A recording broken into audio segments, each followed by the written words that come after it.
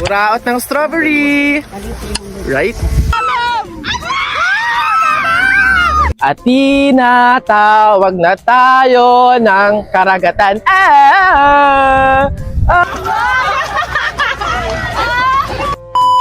Yeah, dito ka muna. Howdy mga human being!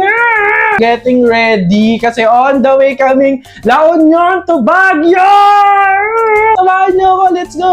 Wala lang naman, so ilang days muna kami sa La Union, mga 2 to 3 days, tsaka kami dediretso sa Baguio. Doon yung last batch. Then yung last namin pupuntahan is sa Baguio. So siguro mga 2 days din doon bago kami umuwi. Hindi ko alam kung bakit pati rin na-explain ko pa sa inyo. Wala lang naman, sasamahan nyo lang ako sa La Union trip namin tsaka sa Baguio trip namin. Let's go!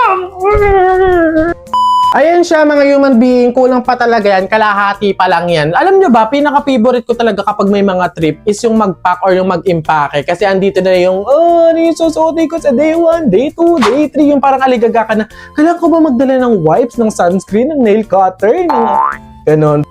Ayan mga human being, ito na yung van na sasakyan namin, nilalagay na namin yung mga gamit namin at ito ako, bakit kailangan mo mag-makeup sa kalagitnaan ng pagbiyahe nyo ng ilang oras? Nagre-ready kami dito ng sandwich, pandagdag baon, tsaka pandagdag kain sa biyahe kasi sobrang haba talaga ng biyahe, day. Hindi ako na-aware na by partner pala tong trip na to, grabe ang sakit nyo sa mata, sobra naman kayo. Ayan mga bandang 8:30 on the way na kami. After 2 hours, ayan, nag-stop over muna kami somewhere para umihi at bumili ng kahit anong snacks. Bilihan to ng mga snacks or ng mga parang pasalubong, di ba? Tapos naghahanap ka dito ng napkin? Pwede din. Ayun, may napkin talaga. Mahirap. Ay, meron na. Ayun mga human beings, so nag-stop over muna kami dito. Siguro mga 10 to 15 minutes lang na stop over. Tapos, yung next stop over natin is vegan na, no? Bibili ako ng chocolate. Yung parang patago ko siyang kakainin kasi ayokong mamigay. Excited ako kasi first time ko sa vegan. Di ba yun yung parang mga vintage? Cali Crisologo. So, maganda mag-picture-picture daw. Parang vintage daw. So, excited na ako mag-stop over sa vegan. See you soon mga human being. Siyempre mga human being, hindi mo mawala yung TikTok. May pa-transition sila, day. Traveler ang atake. At ayun, biyahe na ulit. 12:30 AM nakakita kami ng bilihan ng isda. So dito kami bumili ng danggit, ng dilis, pandagdag ulam namin sa ilang araw na pagstay namin sa Ilocos. Tapos may pinatikim sa amin, hindi ko alam kung ano yung tawag, nakalimutan ko. Pero para lang siyang suman, ganon. Another ilang oras na naman kaya nakarating na kami dito sa Ilocos Sur. Nag-picture-picture muna kami dyan. 3:30 AM, andito na kami sa vegan. Grabe, napakaganda. Kami lang yung tao, kaya sulit na sulit. Shucks, mga human being. Nakikita nyo ba yung nasa likod ko? Pati yung nasa unahan ko. Time check mga human being, it's 3:30 AM and nag-stop over muna kami dito sa vegan. Vegan lang naman yung stop over namin. Pang sinauna talaga. Para siyang mga sinaunang tao. Kaya nga yung outfit ko ganito eh. Para vintage, sinaunang tao, mga ginoo, mga binibini. Patingin ng iyong bora. Ay, di talaga ako makapaniwala na nandito ako sa vegan ngayon. Kasi nakikita ko lang to sa mga pictures, sa mga nagta-travel. Hindi ko naman nakalaing makapunta ako dito. Salamat sa inyo. Iba't ibang kalye. Kalye Crisologo. Iba-ibang kalye, parang gano'n. Kalye ni Kakampen. So, mga 30 minutes lang kami dito mag-stop over. Picture-picture lang. Tapos bibili ng mga snacks or kakain ulit. Tapos bibili ng ilang sa mga souvenirs, ganun. Tapos pupunta na talaga kami sa pupuntahan namin, which is Pagudpod. Doon talaga kami mag-stay ng 2 to 3 days, ganun. Tapos last stop namin is Baguio. Nagulat ako kasi madaling araw na mayroon pa rin bukas sa souvenir shop. Baka 24 hours to. Then eto kami walang ginawa kundi mambulabog. Grabe, ginawang prop sa picture yung mga tinda dito. Papatalo ba naman ako sa mga emote-emote na ganyan? Bago nga kami dumiretso ng biyahe papuntang Pagudpod, kumain muna kami. Dito namin kinain yung mga dala naming baon. Then larga na ulit. Eto talaga tuloy-tuloy na biyahe na to.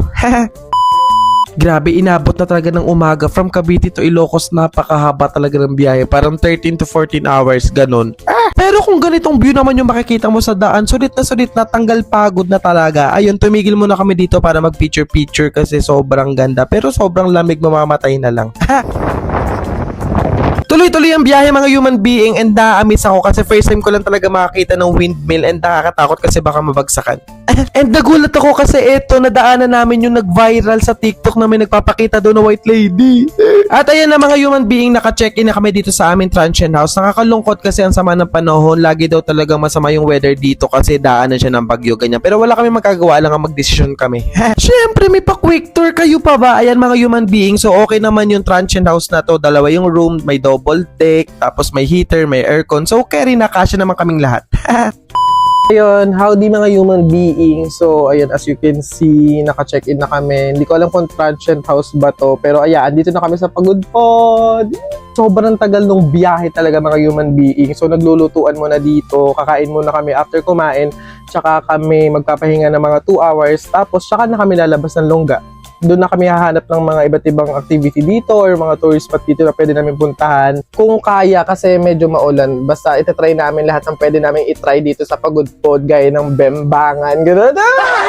Fresh na, nakaligo na, natanggal na yung pagkapagod ko sa biyahe, kaya naman ready na ako makipagbembangan dito sa Pagod Pod. Ay, 13 to 14 hours na biyahe from Cavite to Pagod Pod. Grabe naman, patayin na lang kaya. Parang kaduluduluhan na ng Pilipinas. Ayan mga human beings, so nagkakainan muna bago magpahinga sila kasi sila pagod na, ako may energy pa. So ako pupunta ako sa dagat na magpipicture ako doon. Bugs, kahit ang pangit ng weather, may ulan-ulan, may ambon, ang lakas ng alon, ang ganda pa rin ng dagat. Ang sarap pa rin mag-unwind, mag-relax. Ang tagal ko itong nilook forward na makapag-dagat ulit, and ito na yun. Oh my God, mga human being! Eto na!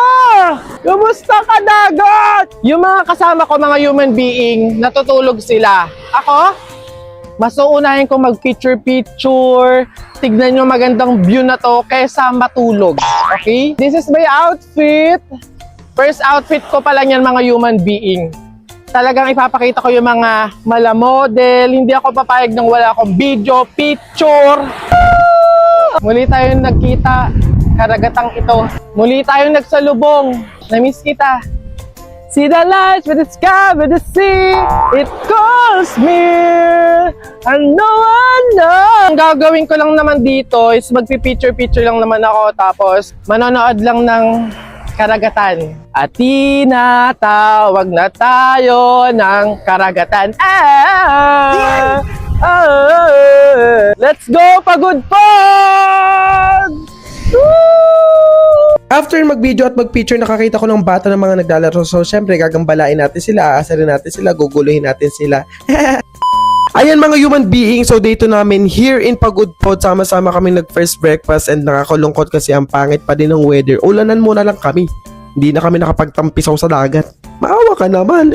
Pero sa tingin mo, yung mga paulan-ulan muna yan, masisindak mo kami. Hindi mo kami mapipigil dahil ngayon araw na to, lulubosin namin tong buong araw na to. Pupunta kami sa ilan sa mga tourist spot dito, tapos magta-try kami ng activity here in Pagod Pod. Bala ka dyang ulan ka, ha? Outfit ko, mga human being. Naka-rash guard ako. Hindi lang naman ganitong outfit yung para gagamitin mo sa pang-swimming. Pwede din sa damuhan tsaka sa hanginan. Isa sa pinakasikat na activity here in Ilocos is yung sand dunes. Syempre yun yung tatry namin. Di ba mga human being may sand dito? Ano sasakyan? Di sand car. So ayun, grabe naman to activity na to. Kailangan mo talagang kumapit dahil kasi kung hindi talaga namang hulog ka dyan, ihahampas-hampas yung katawan mo. Grabe naman, napakalalim, ang tarik, doon ka ilalagay, doon ka ipupunta. Masaya na masakit ganun.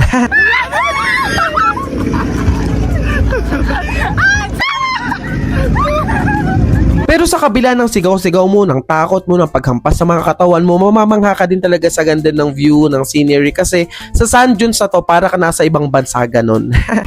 Oh my God!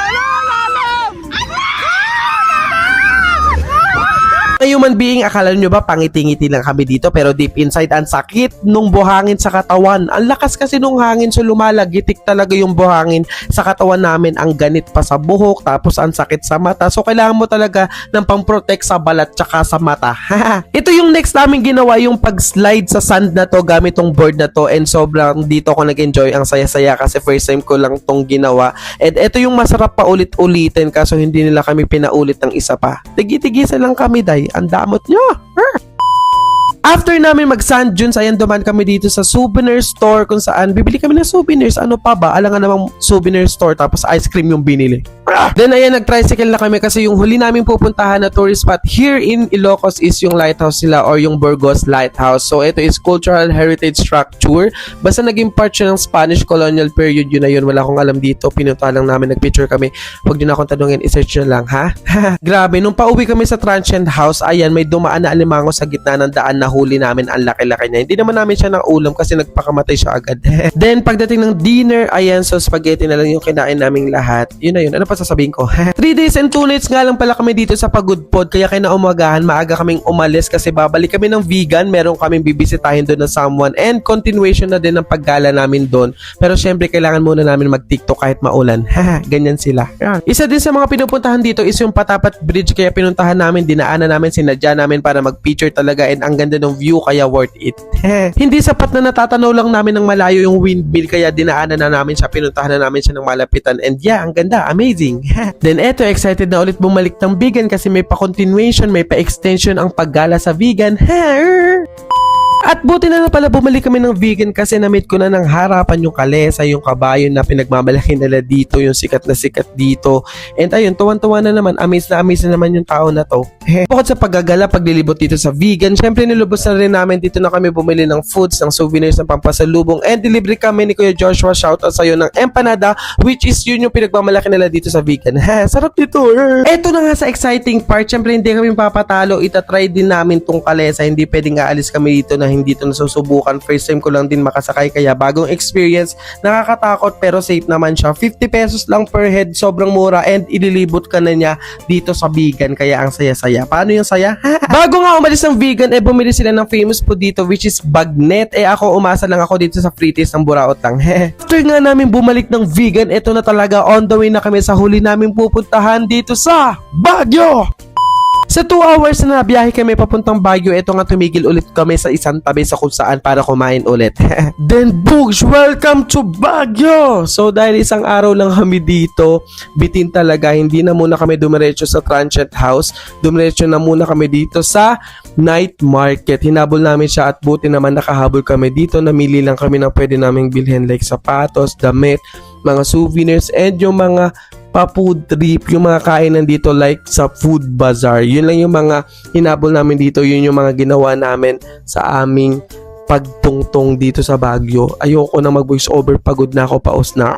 After gumala at kumain around sa Baguio, ayan, check-in na kami dito sa transient house. Quick tour, ayan, may 3 room, madaming bed, double deck, maganda, may heater, may wifi and everything. Okay na yun, carry na.